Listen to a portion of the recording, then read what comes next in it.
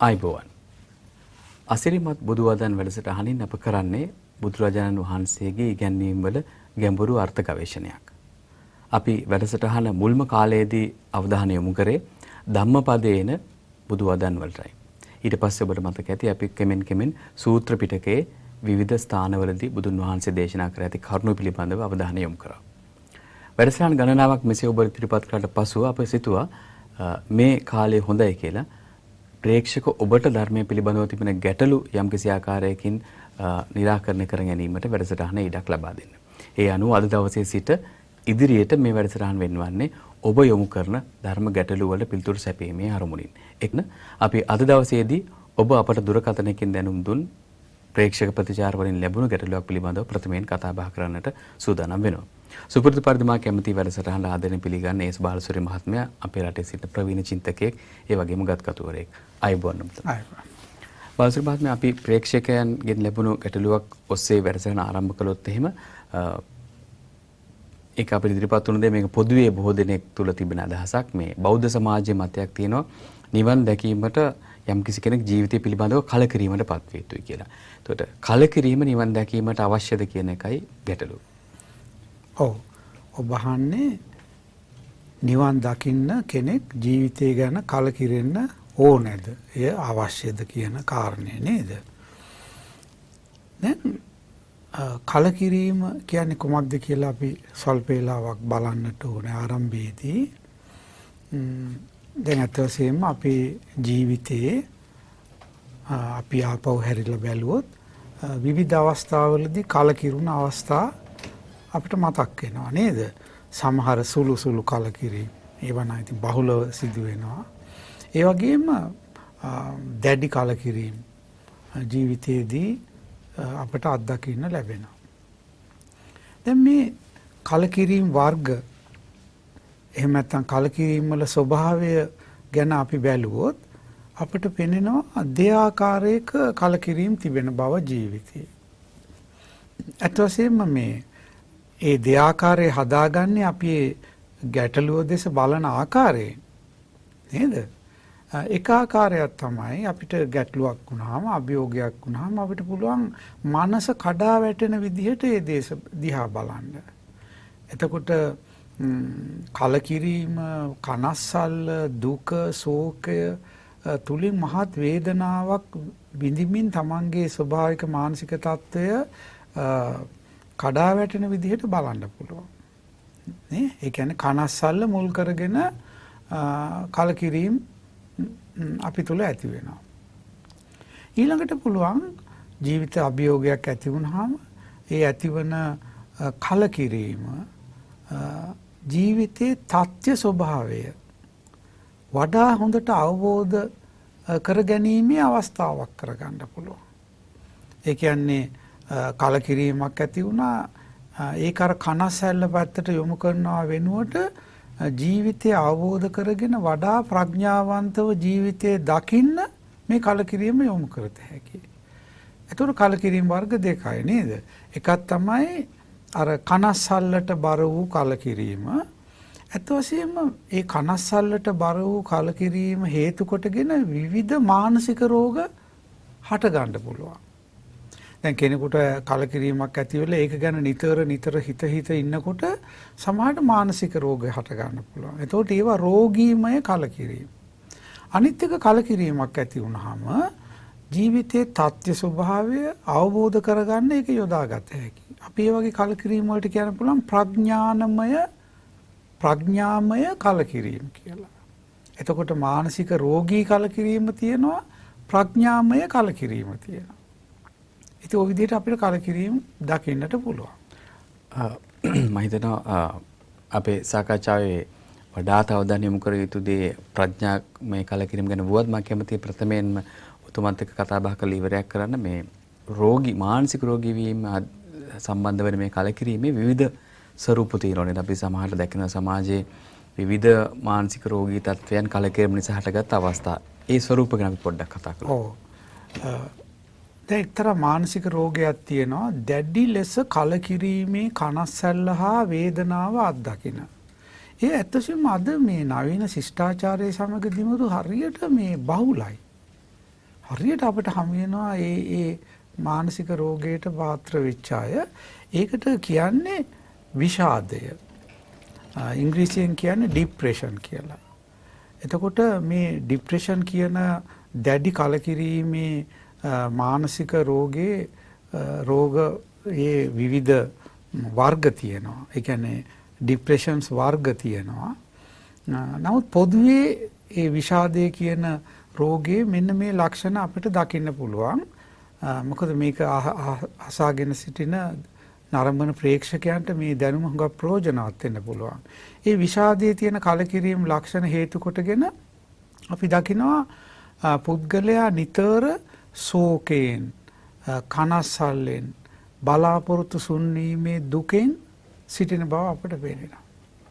ඒ වගේ මේ පුද්ගලයා නිතර තමාතින් ලොකු වරදක් වුණාය කියලා සමහරට ජීවිතයේ පොඩි වරදක් ලොකුවට හිතාගෙන ඒ වරද වැරදිකාර හැඟීමෙන් හරියට දුක් විඳිනවා. ඊළඟට මේ පුද්ගලයා තුල තමා කිසිම වටිනාකමක් නැති කෙනෙක්ය. මම අසරණයි, මම පරාජිතයි, මට කිසිවෙක් සලකන්නේ නැහැ. ආදී වශයෙන් මානසිකව දුක් විඳිනවා වෙන්න පුළුවන්. ඒ වගේම මේ කලකිරීමේ මේ විෂාදයේ තව ප්‍රකට ලක්ෂණයක් තමයි හැමදේම අසුභවාදීව බැලීම. හැමදේම ලෝකයේ හැම දෙයක්ම ඍණාත්මකව අර අඳුරු පැත්තෙන් බැලීම. ඒ වගේම දැන් මෙවැනි පුද්ගලයන්ට සිත එකඟ කරන්න බෑ. ඒ විෂාදයේ ලක්ෂණ. අපි කියමු ගීතයකට දිගට ඇවුම්කන් දෙන්න බෑ. ඔවුන්ගේ හිත හැමතිස්සෙම එක තැනකින් තව තැනකට යනවා. හිත එකඟ කිරීමේ දුෂ්කරතාව තියෙනවා. තව මේ හිත එකඟ කර ගැනීමේ දුෂ්කරතාව නිසාම ඇති වෙනවා මේ තීරණයක් ගන්න බෑ. තීරණ අතර දෝලණය වෙනවා. දැන් එක තීරණයක් ගත්තාම හිතෙනවා නෑ මේ මුල් තීරණය ගත්තා නම් හොඳයි කියලා. දැන් ඒ තීරණය ගත්තාම හිතෙනවා නෑ දෙවෙනි එක ගත්තා නම් හොඳයි කියලා. නිසා මෙවැනි පුද්ගලයෙක්ගෙන් ස්ථාවර තීරණයක් ජීවිතයේ ප්‍රශ්නකදී බලාපොරොත්තු වෙන්න බෑ. ඒ වගේම මේ නිින්ද නොයෑම තව ප්‍රකට ලක්ෂණයක්. මොකද රාත්‍රී නිින්දට ගිහිල්ලා නොයේක් ප්‍රශ්න ගැන කල්පනා කරමින් සිටිනවා. ඒ සමගම මේ ආහාර අරුචිය ඇති වෙනවා. මේගොල්ලෝ හරියට කන්නේ නැහැ. ඒ කන්න නැති නිසා මොකද වෙන්නේ? මේගොල්ලෝ ශරීරයේ මේ දුර්වල වෙන්න පටන් ගන්නවා. ඒ වගේම පොදු තව ලක්ෂණයක් තමයි විෂාදයේ බෙලහීනතාව. නිතර තෙහෙට්ටුව දැනෙනවා. කිසිම දෙයක් ඒ නිසා කිරීමේ උනන්දුවක් නැහැ. කිසිම දෙයකට උනන්දුවක් නැතුව නිකන් ඉඳගෙන කල්පනා කර ඉන්න තත්ත්වයක් ඇති වෙන්නේ. මේකේ භයානකම දේ තමයි මේ රෝගීන් තුල නිතර ඇති වෙනවා සියදිවි නසා ගැනීමේ අදහස. ඉතින් මේ අර විෂාදයේ තියෙන මූලික ලක්ෂණයි දිමුතු. දැන් ඔබතුමා විෂාදයේ ලක්ෂණ කියාගෙන යනකොට මට හිතුණා සමහරලාට මේ සමාජයේ තියෙන යම් මතයක් එක දුර්මතයක් වෙන්න පුළුවන්. මේ භාවනා කරාමත් සමහරලාට මේ වගේ මානසික රෝග තත්ත්වයන්ට මිනිස්සුපත් වෙනවා කියලා. ඔව් අපි හරියට අහලා තියෙනවා මේ භාවනා කරලා පිස්සු ඇදුණා කියලා කියන අය. ඇත්තටම මා වරක් මේ මානසික රෝහල බලන්න ගියාම එහි සමහර අය සමහර රෝගීන් පෙන්ලා කිව්වා මෙයා මේ භාවනා කරලා තමයි මේ තත්ත්වයට ඇවිල්ලා තියෙන්නේ කියලා. ඉතින් ඔය තරුණ අය භාවනා කරනකොට ඉතින් බයත් කරනවා මේ ඕනටදී භාවනා කරොත් පිස්සු ඇදෙයි කියලා. ඇත්තටම මේ தත්ත්වය දිහා බලනකොට පේනවා දැන් මම එවැනි පුද්ගලයෝ ගණනාවක් ගැන දන්න නිසා මම මේ කියන්නේ ඇත්තටම වෙලා තියෙන භාවනා කරලා පිස්සු ඇදීමක් නෙවෙයි. තේරෙනවද? භාවනා කරලා පිස්සු ඇදෙනවා කියන්නේ භාවනා කරලා විෂාදය කියන රෝගය තමයි බොහෝට හැදෙන්නේ. විෂාදය හැදීගෙන එනකොට එක එක පුද්ගලයෝ එක එක දේවල් කරනවා. සමහරු කරන වැඩේ විෂාදය හැදීගෙන එනකොට භාවනා කරන්න පටන් ගන්නවා. එතකොට වෙන්නේ ඉතින් භාවනා කරගෙන යද්දී ඉතින් භාවනාව සම්බන්ධයක් නැහැ විෂාදය වැඩි වෙනවා. එතකොට මිනිස්සු කියනවා මේ භාවනා කරලා තමයි මෙයා මේ මානසික රෝගී තත්ත්වයටපත් උනේ කියලා. නේද? නමුත් භාවනාවයි විෂාදයේ සෑදීමයි අතර සම්බන්ධයක් නැහැ. ඇත්තටම භාවනා කියන්නේ මනස සුවපත් කරන ක්‍රියාවක් නේද? ඔය සමහරට ඒ වෙනි පුද්ගලයන් පැත්තකට ගිහිල්ලා එරෙමිනිය ගොතන් හිටියට මේ හිතෙන් භාවනාවක් නැතුව ඒ හිත දුවන තත්ත්වයක් වගේ යනවා නේද? ඇත්තට උන්ට භාවනා කරන්නත් බෑ. උන් භාවනා කරනවා කියලා කරන්නේ ජීවිතේ Tamanට ඇතිවෙච්ච දුක ගැන හිත කනස්සල්ලෙන් සුසුම් ළමින් සිටීම. හොඳයි අපි ඔබතුමා මුලින්ම කිව්වා දැන් මේ අපි ප්‍රථමයෙන්ම අහපු ප්‍රශ්නේ මේ කනස්සල්ල අවශ්‍යද නිවන් දැකීමට ඒදී ඔබතුමා පැහැදිලිව වෙන් කරා කනස්සල්ල ප්‍රඥාමය තත්වයකට යොමු වීම වෙන පැත්තක් ගැන ඊට පෙර මානසික රෝග සිත කරදරයට පත් වෙන කනස්සල්ල මේ තත්ත්වය ගැන. එහිදී අපි විෂාදය ගැන කතා කරා. හැබැයි ඒක ඔබතුමා කිව්වා විෂාදයේ ඇර තවත් මෙවැනි මානසික රෝග තත්ත්වයන් තියෙනවා කියලා අපි ඒ ගැනත් කතා කළා. ඔව්. නෑ මම කිව්වේ ඇත්තටම දිමුතු විෂාදයේ විවිධ වර්ග තියෙනවා. විවිධ ස්වරූප තියෙනවා. ඉතින් එක මනෝවිද්‍යාඥයෝ එක ආකාරයට ඒවා දක්වනවා. අපි ප්‍රකට විෂාදයේ ස්වරූප කීපයක් කිව්වොත් ඔන්න විෂාදයේ තියෙනවා එක ලක්ෂණයක් එක තත්වයක් ඒකට කියන්නේ මේජර් ડિප්‍රෙෂන් ප්‍රධාන විෂාදය කියලා. මේ ප්‍රධාන විෂාදයේ ලක්ෂණ තමයි ඒක හැදිච්ච පුද්ගලයා මේ හරියට මේ මුළු ලෝකෙම බර තමන්ගේ ඔළුවේ තියාගෙන ඉන්නවා වගේ හිතන්නේ. මට මෙහෙම යුතුයකම් තියෙනවා මේවා කරන්න ඕනේ දරුවන් වෙනුවෙන් මට තියෙනවා යුතුයකම් කරන්න ඒවා කරගන්න බැරි වුණා ආදි වශයෙන් තමන්ගෙන් අනුන්ට කරන්න ඕන යුතුයකම් පිළිබඳ වගකීම ඕනාට වැඩි හිතලා දුක් කරන තත්ත්වයක් තියෙනවා. ඊළඟට ඔවුන් අනුන්ට යුතුයකම් ඉෂ්ට කරන්න ඕන කිය හිතුවට තමන්ගේ එදිනෙදා කටයුතු කරගන්නේ නැහැ තමන් වෙනුවෙන්. රැවුල කපා ගැනීම, ආහාර වේලාවට ගැනීම, හොඳ ඇඳුමක් ඇඳීම ඒවා සියල්ල නොසලකා හරින තත්ත්වයක්. දැන් මේකත් ওই මානසික රෝගවල මූලික මේ ලක්ෂණයක්. මොකද තමාගේ එදිනෙදා කටයුතු කරගන්න බැරි වීම. ඊළඟට මේ ප්‍රධාන විෂාදයේ තව ලක්ෂණයක් තමයි මේ ලිංගික ආශාව නැති වෙලා යෑම. ඉතින් දැන් විවාහ ජීවිතයක් ගත කරන කෙනෙකුට ලොකු ප්‍රශ්නයක් ඇති වෙන්න පුළුවන් මේ තත්ත්වය නිසා. ඒ අර ප්‍රධාන විෂාදයේ ලක්ෂණ. ඊළඟට තියෙනවා සාමාන්‍ය විෂාදය. ඒකට ඉංග්‍රීසියෙන් කියන්නේ atypical depression කියලා. ඒකේ ලක්ෂණය තමයි නිරන්තරයෙන්ම තෙහෙට්ටුව දැනීම. එතකොට මේ පුද්ගලයෝ ඒ තෙහෙට්ටුව නිසා නිෂ්ක්‍රම්‍යව කිසි වැඩක් නොකර ඉන්නවා විතරක් නෙවෙයි දවස් 30ෙම නිදා ගන්නවා. කොතෙකුත් නිදා ගන්න ලක්ෂණයක් තියෙන්නේ. ඒ වගේම මේ පුද්ගලයන්ට දැනෙනවා මේ සාමාන්‍ය විෂාදයේ කියන තත්ත්වයේ සිටින අයට මේ කවුරු හරි තමාගේ ජීවිතය මර්ධනය කරගෙන සිටිනවා. දැන් මේ භාර්යාවකට මේ රෝගේ හැදුනොත් එයා හැමතිස්සෙම කියන්නේ මේ ස්වාමි පුරුෂයා මාව හැම දෙයකටම මර්ධනය කරගෙන ඉන්නවා යටපත් කරගෙන ඉන්නවා මට ඕන විදිහට නිදාසේ ජීවත් වෙන්න මෙයා ඉඩ දෙන්නේ නැහැ ආදි වශයෙන් කියනවා. නමුත් මේ ඔය සාමාන්‍ය විෂාදයේ ඉන්න පුද්ගලයාට සතුටු වෙන්නත් පුළුවන්. සමහර දවස්වලට සතුටෙන් hina වෙයි ඉන්න දකින්නවා. ඒ අතරතුර හැබැයි ඉතින් වැඩි වෙලා සතුටෙන් ඉන්න බෑ. දවසක් සතුටෙන් හිටියොත් ඊළඟ දවසේ ආපහු කනස්සල්ලේ ස්වභාවය. අපි අපේ මූලික ප්‍රශ්න ටිකත් ඒ කියන්නේ බාස්මහත්මයා අපි නිවන් දැකීමට කලකිරීම අවශ්‍යද කියන ප්‍රශ්නයේදී පුතුමා මේ පැහැදිලි කිරීම අපිට කරා. හැබැයි මට ඒකෙදි හිතුනේ ඒ වගේ රෝග තත්ත්ව තිබුණත් ප්‍රඥාමය කලකිරීම කරනකොට ඒ කියන්නේ කලකිරීම අවශ්‍යයි වගේ තමයි මේ දක්වා මට දැනලා තියෙන පුතුමා. මම කැමතියි දිමුතු තව ඩිංගක් මේ විෂාදයේ ඉතුරු මේ ස්වභාවයෙන් ගැනත් කියලා ඔබ අහපු ප්‍රශ්නයට එන්න.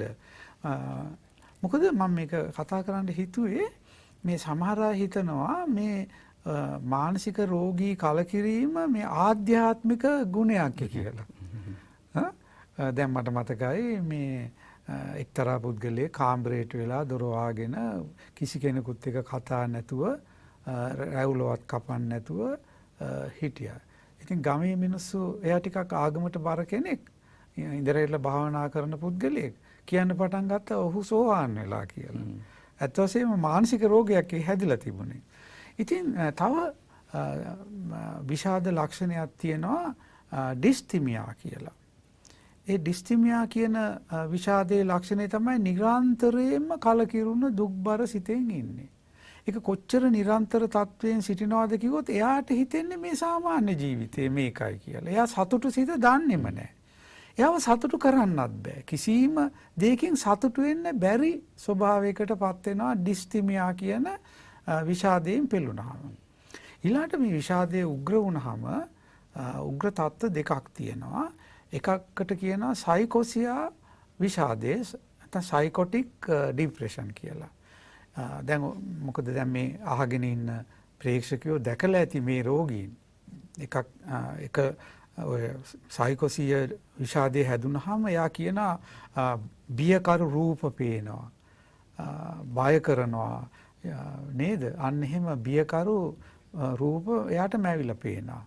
ඒ සැබවින්ම නැති හැම මනසින් මැවිලා පේන රූප වලට කියනවා භ්‍රාන්ති කියලා. ඒ වගේම මේ රෝගයේ තව එකක් තමයි මේ ශබ්ද ඇහෙන්න පටන් ගන්නවා. හැබැයි මේ පේන රූප බියකරුයි, ඇහෙන ශබ්ද මේ ප්‍රියකරු ශබ්ද නෙවෙයි. මිනිස්සු Tamanට බනිනවා, තමා විවේචනය කරනවා, තමා කරපු වැරදි කියනවා.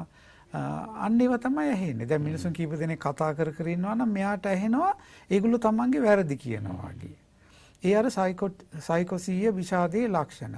දැන් විෂාදයේ දරුණුම තත්ත්වය තමයි උන්මත්තක විෂාදය, මේනියක් ડિප්‍රෙෂන් කියලා කියන එක. ඒ උන්මත්තක විෂාදය දැඩි ලෙස කලකිරීමටපත් වෙනවා. ඊට පස්සේ වියරු වෙනවා, gedara තියෙන භාණ්ඩ කඩනවා, පුද්ගලයන්ට අතට අහු වුණ දෙයකින් ගහනවා, ඊටාම සැරෙන් පරිභව කරනවා. අතවසෙම ලොකු ප්‍රශ්න ඇති කරනවා මේ තත්ත්වය යටතේ. ඉතින් අපි පළමු කොටම අඳුර ගන්න ඕනේ මේ එක ලක්ෂණයක්වත් නිවන් දැකීමට උදව් වෙන ඒවා නෙවෙයි. ඉතින් මානසික රෝග ලක්ෂණ. මානසික රෝග. ඉතින් මෙහෙම මානසික රෝග තියෙනවා නම් අතවසෙම අද මනෝචිකිත්සක වෛද්‍ය විද්‍යාවේදී මේවට බෙහෙත් හොයාගෙන තියෙනවා. ඉස්සරට වැඩිය බෙහෙත් තියෙනවා, අලුතෙන් බෙහෙත් එනවා.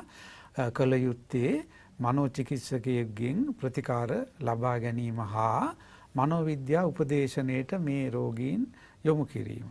ඉතින් එවැනි රෝගියෙක් සම්බන්ධයෙන් දෙමව්පියන්ට, වැඩිහිටියන්ට, ඥාති හිත මිත්‍රයන්ට කළ හැකි ලොකු දේවල් තියෙනවා. එකක් වෙනදා වගේම ඔවුන් ස්වභාවිකව ආශ්‍රය කිරීම, ඔවුන් නම් නොකිරීම, ඔබට මේ රෝගය තියෙනවා ආදී වශයෙන් සෙනහස හා දයාව මිත්‍රකම තුලින් ඌට ලොකු අස්වැසීමක් ඇති වෙනවා. ඌට ඒකත් ඖෂධයක් වගේ ක්‍රියා කරනවා. ඊළඟට කියන්න ඕන දිමුතු, දැන් මේ අපි අසුරු කරන ඕනෑම කෙනෙකුට තියෙනවා මේ ඔය අපි කියපු මානසික රෝගවල මේ සාමාන්‍ය ලක්ෂණ. දැන් ඔබ ඕනෑම පුද්ගලයෙක් කරන් බලන්න, ඒ පුද්ගලයාට ඔය කියපු මොකක් හරි ලක්ෂණයක් තියෙනවා. හැබැයි ලක්ෂණ වලට මේ වෛද්‍යවරු ළඟට යන්නේ නැහැ සාමාන්‍යයෙන්. දැන් ඇමරිකාවේ හිටිය ශ්‍රේෂ්ඨ මනෝවිද්‍යාඥයෙක් ඒබ්‍රහම් මාස්ලෝ කියලා. ඔහු මේ රෝග මේ ওই සාමාන්‍ය මිනිසුන්ට තියෙන ඒ රෝග අඳුරගෙන ඒවට කියනවා මෙටාපැතොලොජිස් කියලා. ඒකට සිංහලෙන් කියන්න පුළුවන් භව ව්‍යාධි. දැන් බුදුන් වහන්සේත් හරියට භව ව්‍යාධි ගැන කතා කරනවා. දැන් බුදුන් වහන්සේ කියලා තියෙන නේද සෑම පෘථග්ජන පුද්ගලයෙක්ම මානසික රෝගියෙකි කියලා. ඒ කියලා තියෙන්නේ හැම පෘථග්ජන පුද්ගලයෙක්ම භව ව්‍යාධි වලින් පෙළෙනවා. ඔන්න භව ව්‍යාධි වල ලක්ෂණක් මම හිතන්නේ මේ වැඩසටහනේ අර නිවන සෞඛ්‍ය තත්ත්වයේ කියන එක යටතේ භව ව්‍යාධි ගැන අපි කතා කරා. මොකක්ද? හැමතිස්සෙම අනුන් ගැන සැකය, දැඩි ආත්මාර්ථකාමීකම, හැම වෙලාවෙම තමා මුල් කරගෙන සිටීම, ඊළාට වටිනා දෙයක් කිව්වහම මේක අපහාසයෙන් උපහාසයෙන් හෙලා දැකීම, හැම දෙයකම මේ වැරදි දැකීම මිසක් කිසිම දෙයක් පිළිබඳ යෝජනාවක් මේක හරි ගස්සන්නේ කොහොමද කියලා යෝජනාවක් නොකිරීම, ඊළාට අසහනකාරීත්වය, ඊළාට කිසිම දෙයකින් තෘප්තිමත් වෙන්න බැරි ගතිය, ජීවිතේ හරීම වික්ෂිප්ත බව, දැන් පොරොන්දු වෙනවා පොරොන්දු ඉෂ්ට කරන්නේ, වගකීම් ගන්නවා නමුත් වගකීම් හරියට ඉෂ්ට කරන්නේ. අන්න එහෙම ලක්ෂණ ගණනාවක් තියෙනවා. දැන් අපිට ඔය ඇසුරෙන් දැන් අඳුර ගන්න පුළුවන්. දැන් මේ අහන අපිටත් තියෙන්න පුළුවන් නේද? විශේෂයෙන්ම ඉතා වැදගත් Tamanට තියෙන මේ භව ව්‍යාධි මොනවද කියලා. මේවා අර පෞරුෂයේ තියෙන ඍණ ලක්ෂණ. ඉතින් මේ භව ව්‍යාධි දේශ බලන විටත් පේන්නේ සියුම් ජීවිතයේ පිළිබඳ කලකිරීමක ප්‍රතිඵල තමයි මේ භව ව්‍යාධි වල තියෙන්නේ. එතකොට ඒවට අපි මනෝවිද්‍යා ප්‍රතිකාර නොගත්තට ඒවත් මානසික රෝග. ඉතින් මේ භව ව්‍යාධිත් සමහරට ආධ්‍යාත්මික ලක්ෂණ හැටියට මිනිසුන් ගන්න පුළුවන්. ඔතම කියන්නේ දැන් මනෝව්‍යාධි මානසික පැහැදිලිවම අපිට පේන එක නිවනට අවශ්‍ය කලකිරීම නෙවෙයි කියලා. හැබැයි භව ව්‍යාධිත් සමහර විට ඒකේ අතරමැදි තැනකට වැටෙන නිසා කෙනෙක් වැරදිට ගන්න පුළුවන් මේ ආධ්‍යාත්මික ලක්ෂණ කියලා. හැබැයි එහෙම නෙවෙයි. ඔව්. දැන් අපි තුමු භව ව්‍යාධියක් හැදුණු කෙනෙක් මේ අන්‍යයන් අසුරු කරන්න කැමති නැහැ. ඔහු තමන්ගේ පාඩුවේ ඉන්න. ඒතර කෙනෙක් කියනවා අන්න එයා මේ හුදකලාවේ ඉන්නවා. ඒ හුදකලා වීම ආධ්‍යාත්මික ලක්ෂණයක් ආදි වශයෙන් හිතන්න පුළුවන්. එතකොට අපි දැන් මෙතෙක් පැහැදිලි කරා මේ මානසික ව්‍යාධි එහෙම නැත්නම් භව ව්‍යාධි මේ එකක්වත් නිවන් දැකීමට උපකාර වන වර්ගයේ කලකිරීම නොවන බව. හැබැයි එතනින් ඔබතුමා අදහස් කරන්නේ නිවන් දැකීමට උපකාරී වන කලකිරීමක් තියෙන බව. අන්න හරියි. අපි ඒ ගැන දැන් කතා කරනවද නැතිනම් ඒක ගැන කතා කරමු. නිවන් දැකීමට ඒක ඔබතුමා කියන්නේ තවමත් අර කලකිරීම එක්ක රෝග එක්ක භව ව්‍යාධි. නමුත් තවදුරටත් කලකිරීම හේත අවශ්‍යයි නිවන් දැකීමට කියන අදහසයි ඔබතුමා කියන්නේ. දැන් අපි හිතමු ජීවිතේ අපි යමකට ඕනාට වැඩි අගයක් දෙනවා. දීලා ලොකු විශ්වාසයකින් ඉන්නවා.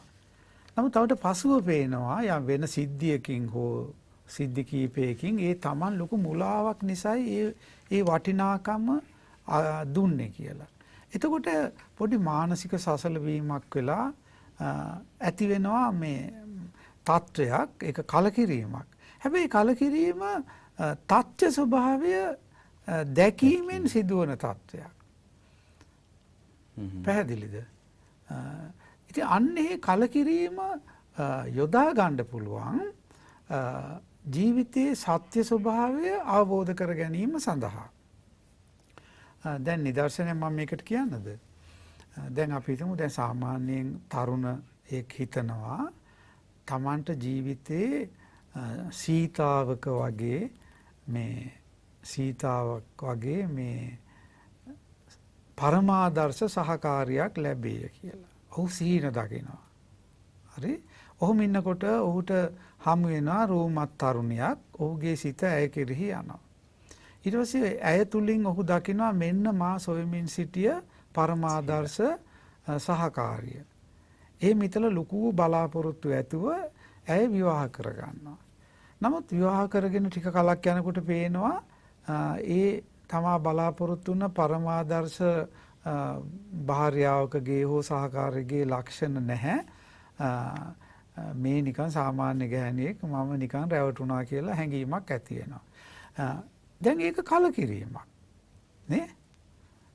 එතකොට ওই වගේ අපි ජීවිතේ නොයෙක් දේවල් පිළිබඳ යම් යම් අතත්‍ය අගයන් දීලා පසුව තේරුම් ගන්නවා ඒ සේරම මුලාවන් කියලා නේ.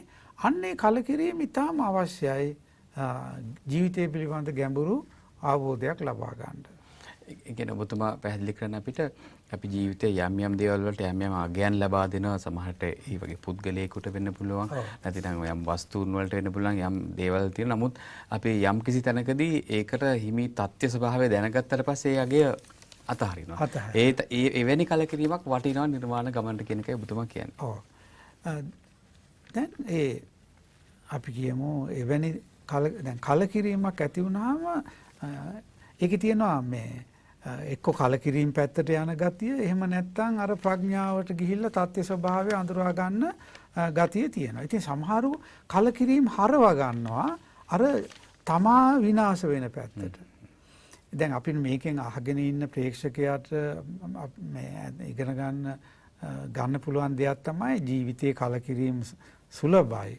කලකිරීම තමා විනාශ වෙන තමා මානසික රෝගී තත්වයට පත් කරන දිශාවට හරවා ගන්නේ නැතුව ජීවිතයේ අලුත් පිටුවක් පෙරලා ගන්න තත්වයට නේ අලුත් මිනිසෙක් වෙන්න විශේෂයෙන්ම ආධ්‍යාත්මික පැත්තට ජීවිතේ හරවා ගන්න හොඳ අවස්ථාවක්.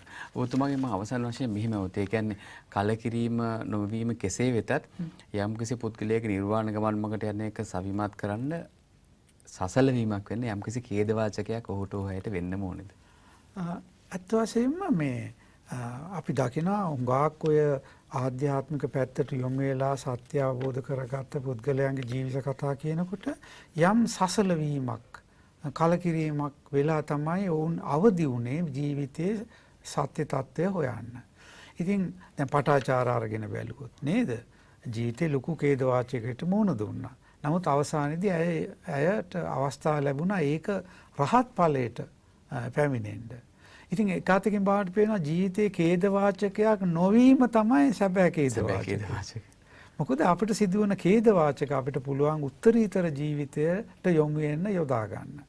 ඉතින් නමුත් බුද්ධිය පාවිච්චි කරලා ප්‍රඥාව පාවිච්චි කරලා Tamanට ඛේදවාචකයක් නුනත් ජීවිතයේ තත්ත්ව ස්වභාවය හඳුනා ගන්න පුළුවන්. සමහරට අනුන්ට වෙන දේ බලලා Tamanට පුළුවන් අවදි වෙන්න. දැන් අර විදර්ශනා භාවනා කරනකොට හරියට ජීවිතයේ කලකිරෙන පැත්තට මෙනෙහි කිරීම තියෙන්නේ. මේ ජීවිතේ දුකයි, අනිත්‍යයි, මේ ජීවිතය කටු ගොඩක්, මේ ජීවිතය මේ තුවාලයක් එහෙම තියනවානේ භාවනා වාක්‍ය. ඒ වයින් කරන්නේ අර පුද්ගලයාගේ භවයට තියෙන දැඩි උපාදානයේ කැඩීම. එතකොට බුද්ධියනොත් පුළුවන් ඒ භවය කඩලා දාන්න. ඉතින් භවය තියාගෙන එකාතකින් භවය අල්ලාගෙන අනෙක් අතෙන් නිවන ප්‍රාර්ථනා කරලා කොච්චර භාවනා කරත් නිවන් දකින්නේ නැහැ. එක්ක භවය එහෙම නැත්නම් නිවන. මේ දෙක අතර මැදි තත්වයක් නැහැ. අපි අද අසහනෙන් උත්සාහ කරේ ප්‍රේක්ෂකයන්කින් තුලින් ලැබුණු ප්‍රශ්නයකට අනුව නිවන් දැකීමට කලකිරීම අවශ්‍යද කියන ප්‍රශ්නෙට පිළිතුරක් සොයා ගන්නට මම හිතන්නේ අපි සාරාංශ කරොත් කලකිරීම විවිධ ආකාරයෙන් සිදු වෙනවා. එහිදී මානසික රෝග භව්‍යාදි වලට අයත් වෙන කලකිරීම වලින් කිසිදු ප්‍රයෝජනයක් නැහැ නිවන් මාර්ගට. නමුත් යම් කිසි ඛේදවාචකයක් සසල වීමක් සිදු වීම පුද්ගලයාට ප්‍රඥා ගෝචර වේදාගත්තොත් නිර්වාණ මාර්ගට ඒ ලොකු අත්වලක් වෙනවා. අපි මේ පණිවිඩයත් එක්ක අද වැඩසටහනෙන් සමුගන්නවා.